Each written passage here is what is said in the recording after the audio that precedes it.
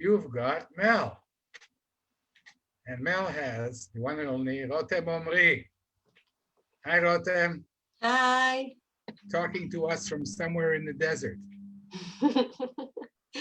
Yay. It's great to see you, and we have a lot to talk about. Uh, but Yay. but first, we have the jingle. Of course. We can't do the interview without the jingle. So let's have the jingle. Let's have it. Are you ready, though? You have to be ready. Here it comes. Get a chair, grab a seat, or we'll sweep you off your feet. We move, we groove, you got Mel. Ease your legs, rest a while, all you gotta do is smile. We're swell, can't you tell, you got Mel.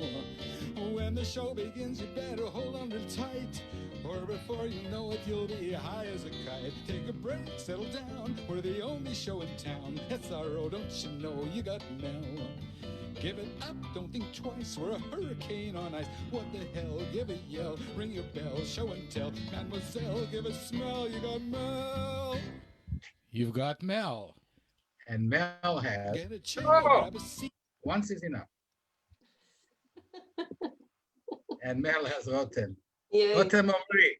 So start at the very beginning. What are you doing today? And what did you do for many years that I am now very sorry that you're not doing? Today I'm an art therapist, and in those years we met, I was an illustrator, which was a dream coming true for me. And now I help other people to go in the direction of their dreams. Okay. And what about your dreams? I'm feeling good. I feel that I do the things that I need to do. I love helping people, and I love seeing the magic of art when it involves in therapy, and it's so beautiful. And I will not lie, and I will say that I miss illustrating. Um, so I might go there soon as well and do both. Okay, let us know when you go there so we can apply. I will, of course. My writing has improved, I hope. But anyway, what does an art therapist do? You have now a master's degree in art therapy, and nobody knows what art therapy is. Nobody knows it. Well, nobody I know knows. Okay. And maybe everybody except me knows. All right. So I will tell you. It's actually it's like being a psychologist, but working with art. And the art in the therapy, in the meetings, is an important part of the meeting.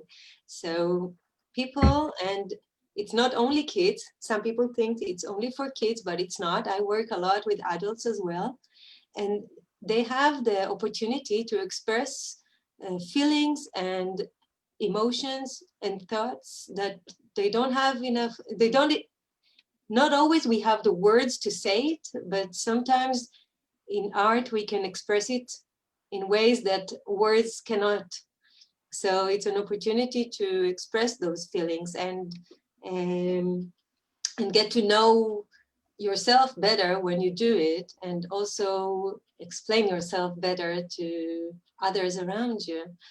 And in this way, a person can really get through understanding better of stuff that has happened before or stuff that is happening now, and really finding their way of dealing with it. Of really. So what interests me here about this is, do you interpret the art, or you just let people come and draw their finger paints and stuff? Or do you say, oh, this is very interesting, you just made a picture of 6 dead cows. What are you thinking about? Usually the person who do the artwork knows best what he or she meant to do. So I usually try to listen more than to give my own opinion about it.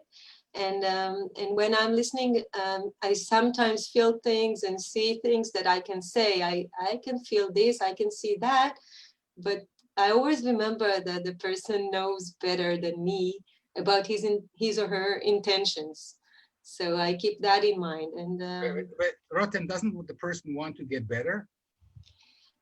Sometimes it's happening as well, that the person wants to draw in a more realistic way the things that I see. I want to know how to draw it. So sometimes I do help in those. It depends on the case. When there is like now, I have one youngster. I work with youngsters too.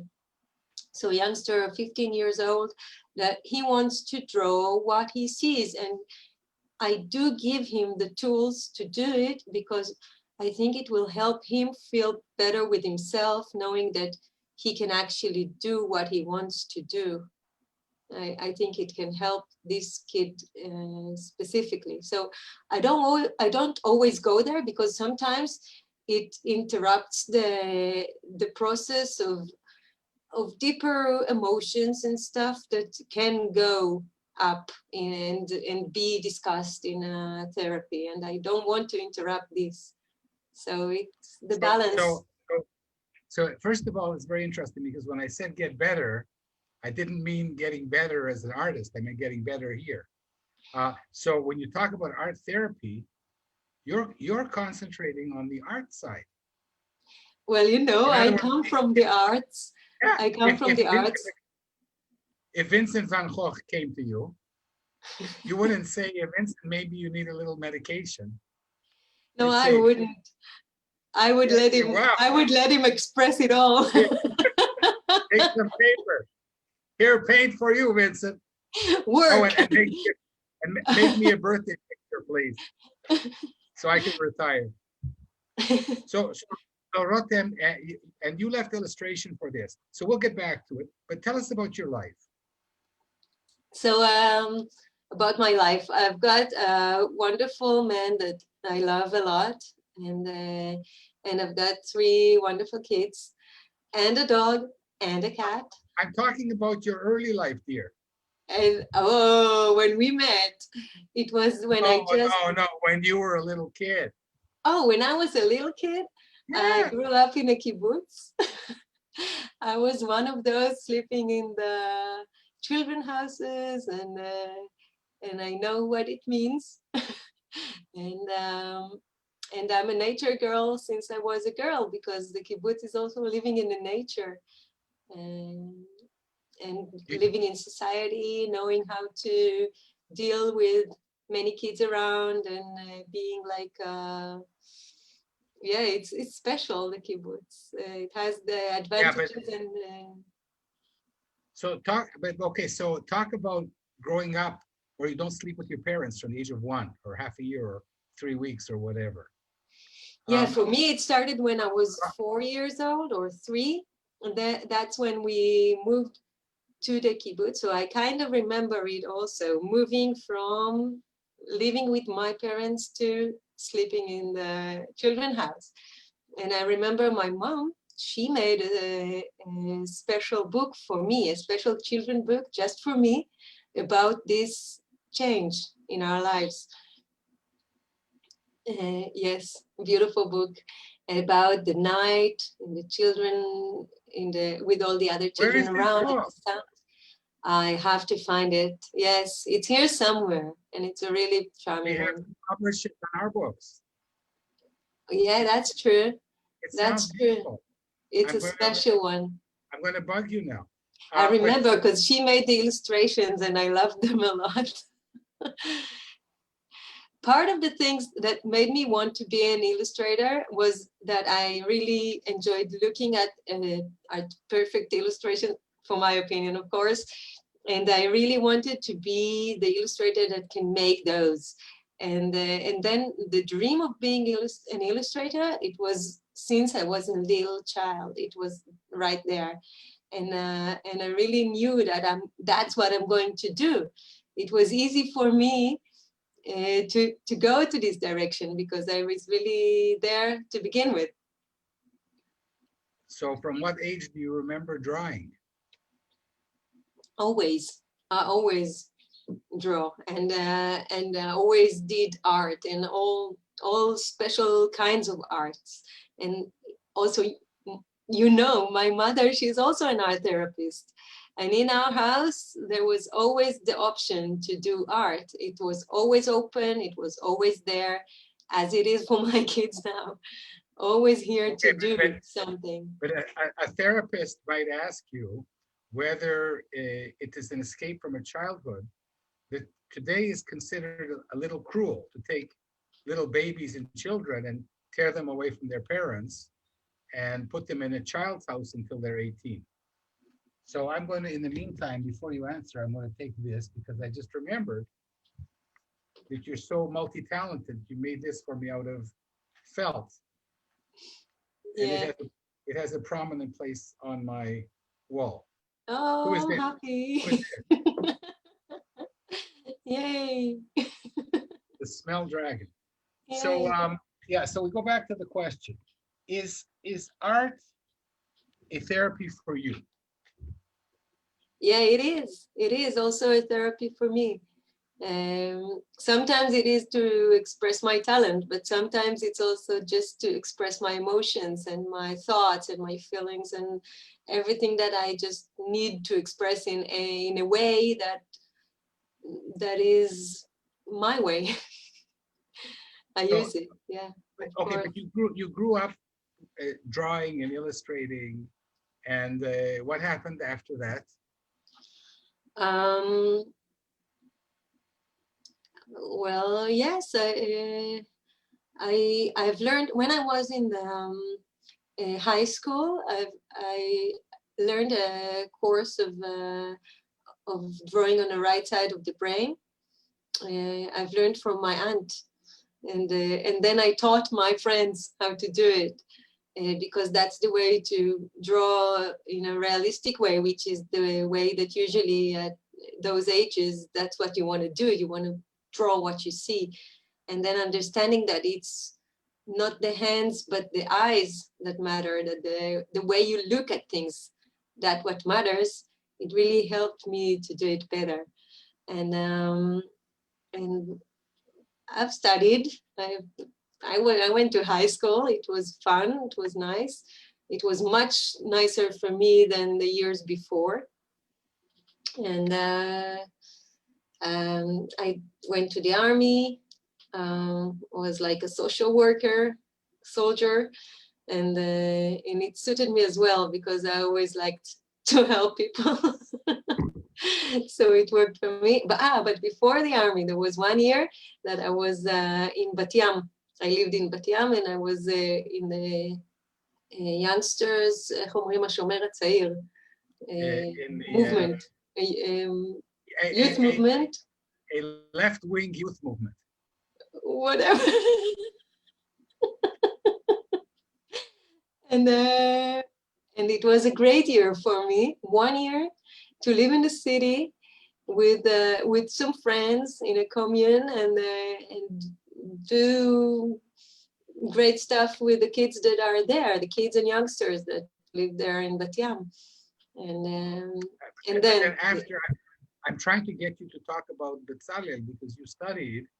Yay! After the army, I started to world famous. I knew what I want to do, you know, I didn't have to think a lot about it. So I went to try to get to Bezalel, but first I didn't manage to do it. I've learned 1 year. No, it took me a 1 year studying in Tel Aviv before I went again to Jerusalem, and then I accepted, I got into Bezalel. It's very hard to get into Bezalel. Yay! It's also very hard to learn there, but it's very. It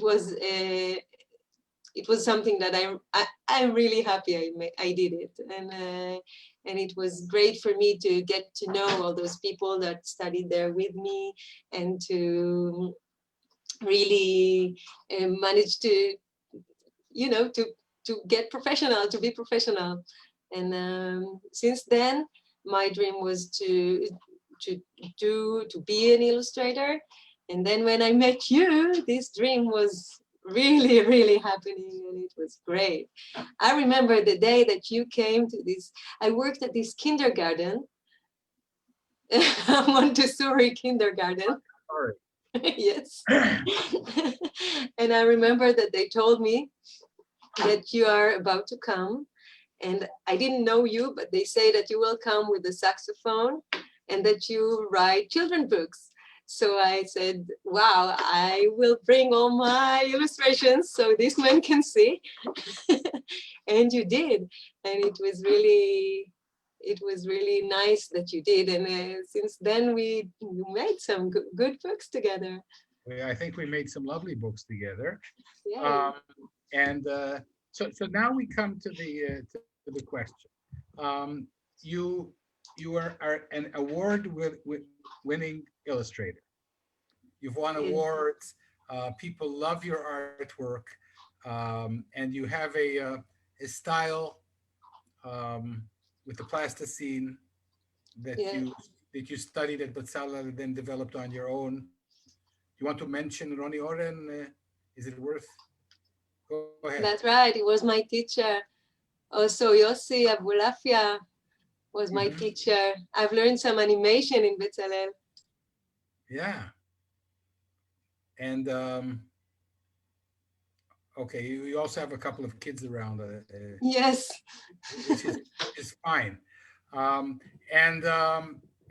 what I wanted to ask you is the life of a children book illustrator. Because when I hired you, I paid you a salary to illustrate books online, offline, knowing that we were never going to make money selling the books. And I had money because I invented something. And then I said, Rotem, you are a wonderful illustrator. Illustrate the books. We might sell them. We'll give them away for sure. And we had a wonderful time together. But what about illustrators that actually have to earn money working in the freelance market? How difficult is that? I was always lucky like that. I got you, and it was a great start for me. And I was, and then people just arrived. I was always lucky. But it's again, I was lucky. I was lucky enough to work like that. But then it's not like, well, it is hard. It is hard for an illustrator to earn their livings. It's not easy. I always had to do more.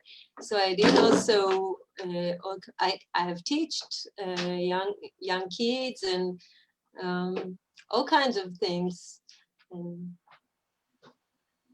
So you unless you're like one of the top illustrators in Israel or America, you can't really make a living illustrating. That's my dog, just a second.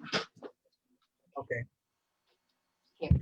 We're going to take a dog. Yeah, class. I know. Okay. Yeah, it's true. It's really hard for an illustrator to make a living from illustration alone.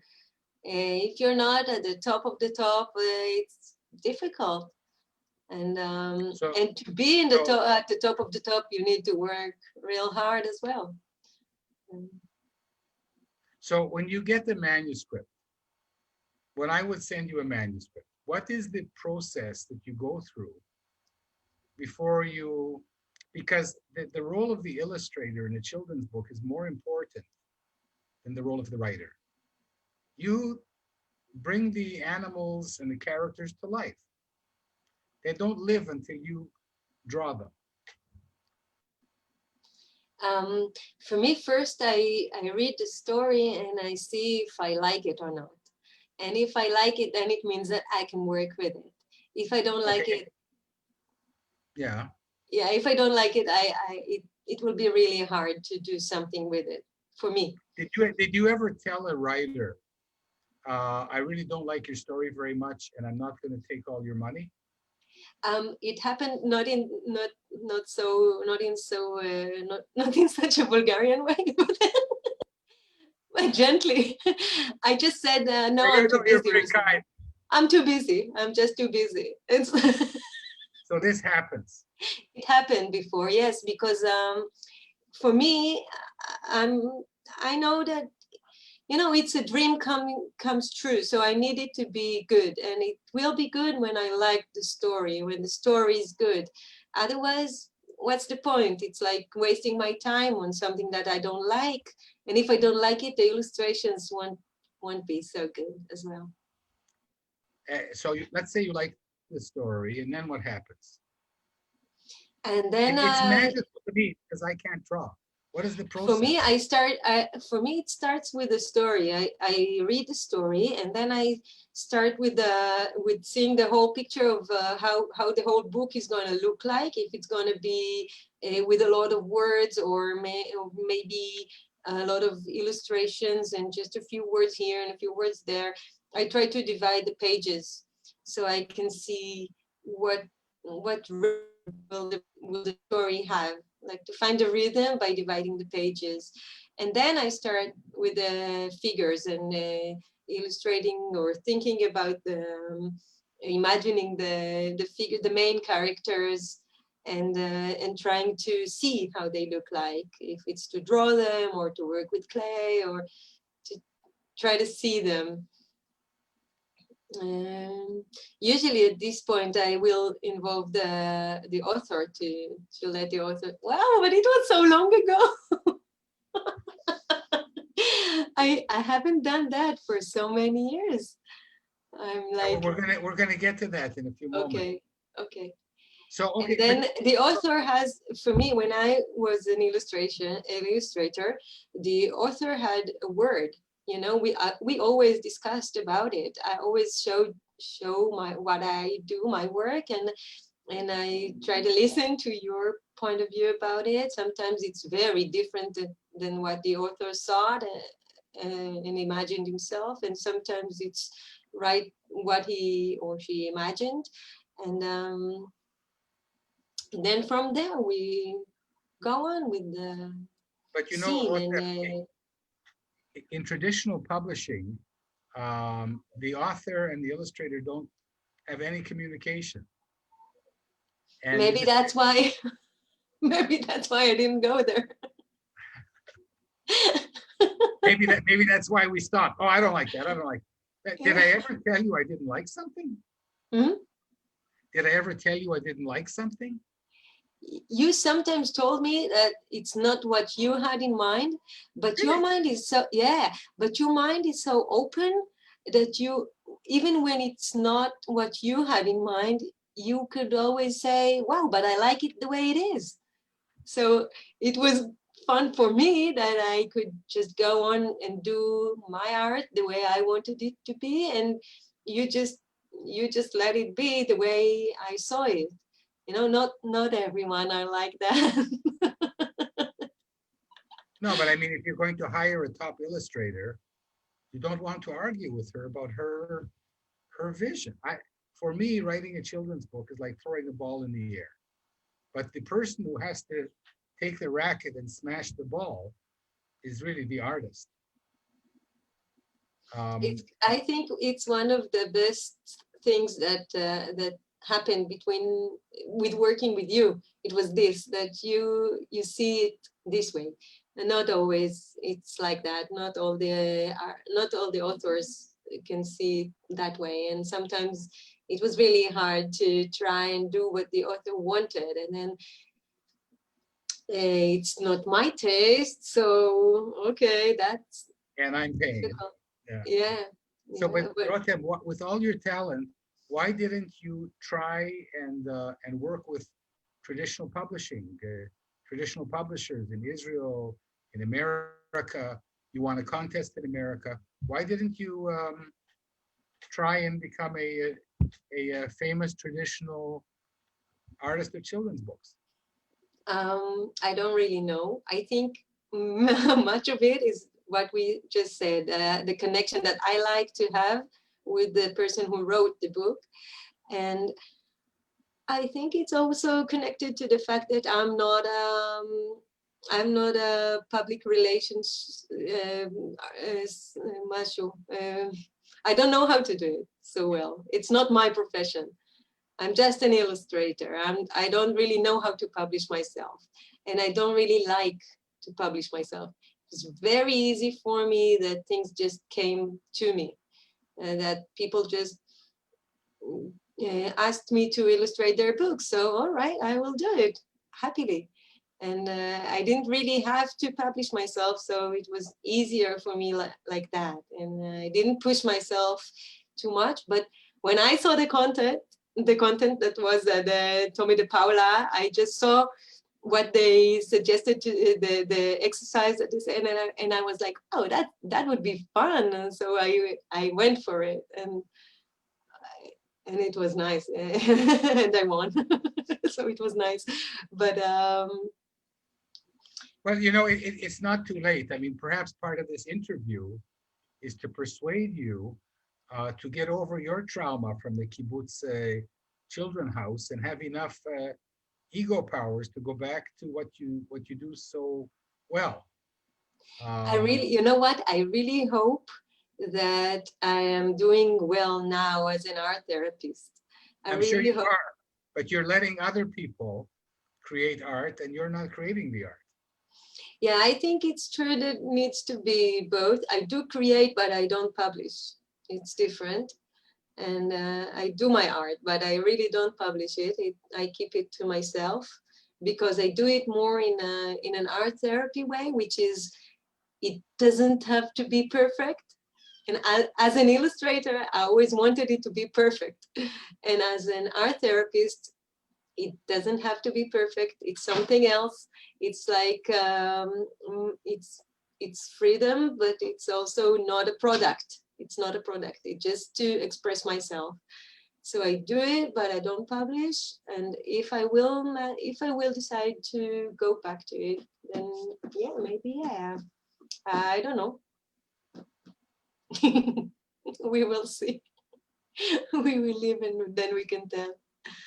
Okay, so usually I ask my interviewees about. Oh, so okay. So before I ask you about music and the Beatles, we made 10 books together, and then you illustrated a few out of love rather than money, because we had run out of money, and we had given so many books away. Um, and which of the books that we've done is your favorite? Wow, which is my favorite? Out of we've done a dozen together. It's amazing. Yeah, that's a hard question. I love them all. I really love them. I enjoyed working on each and every book we did. I enjoyed them a lot, and I cannot choose. I love them all. No, but if you had to choose, That's a hard one. I think the dragon wins. I really love it. I really love it. And I also love the fact that I used two techniques of the same illustration, the clay and the background with pencils. I love it that you're looking for it now? you have it. Not here, in the other room. Well, we'll put it underneath here in the chat. All right. I have it over there, but I have to walk over, and I'm wearing these funny pants.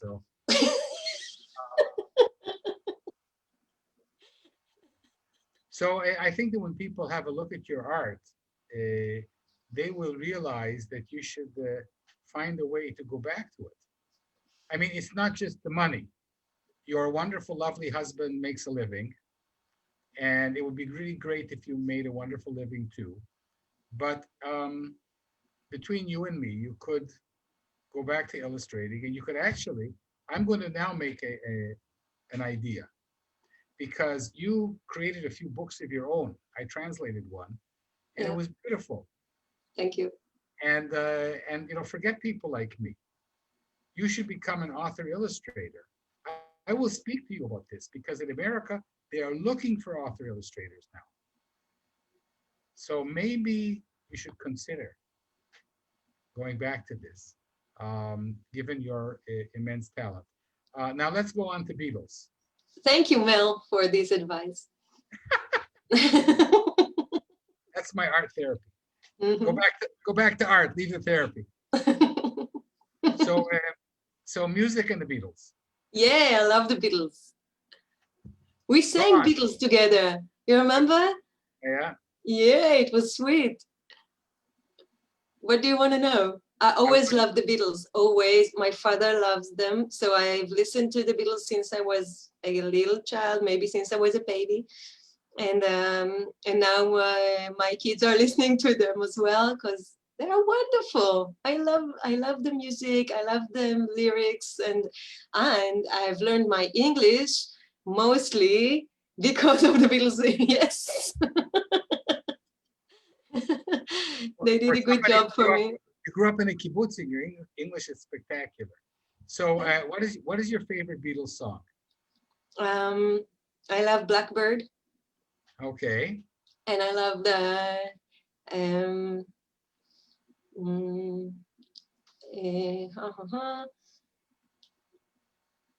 now I've got Blackbird in my head, so it's hard to remember all the other songs.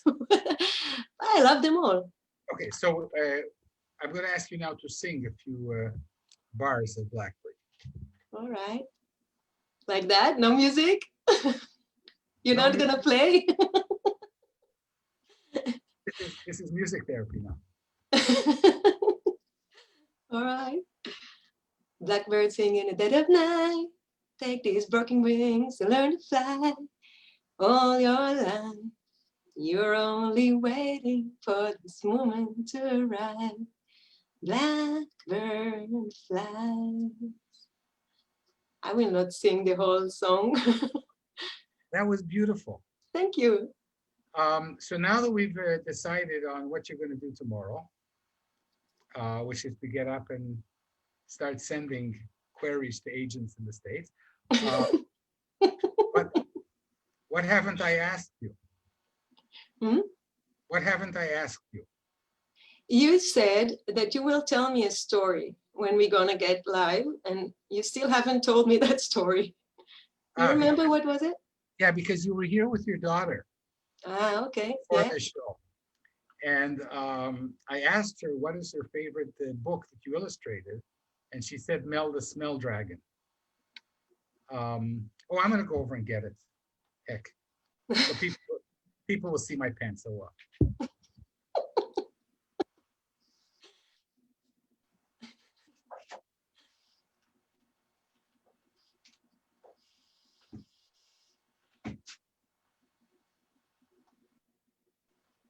I want to show people how talented you are. Thank you. And my favorite picture, I have several favorite pictures from here, but this is one of them.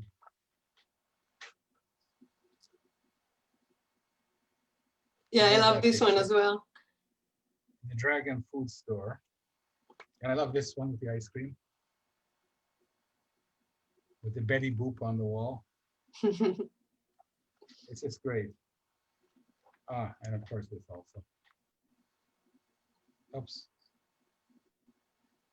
So anyway, so the story is, so I asked your daughter, which is your favorite, which is her favorite book? And she said, The Smell Dragon. And then I asked her whether she knows about Bensi the Porcupine. And she says, yeah. I said, what, you don't like that one? He says, oh yeah, I like that one too. And there's a story of a mother, a Polish mother, a Jewish Polish mother that brings her son two ties, a blue tie and a yellow tie. So he comes over for Sabbath dinner wearing the yellow tie, and his mom says, what's the matter? You don't like the blue tie? So that's the story. All right. So Rotem Omri, thank you for your insight and for your humanity and your generosity of spirit. And go ahead and post a few things here in the underneath the interview, and it was wonderful seeing you. Thank you, And Mel. our audience of hundreds and thousands of people can decide whether they want you to go back to illustrating children's books or not. Thank you very much for being on You've Got Mel. Thank Rotem you. Omri. Love you. Love you too. Bye, dear. Bye.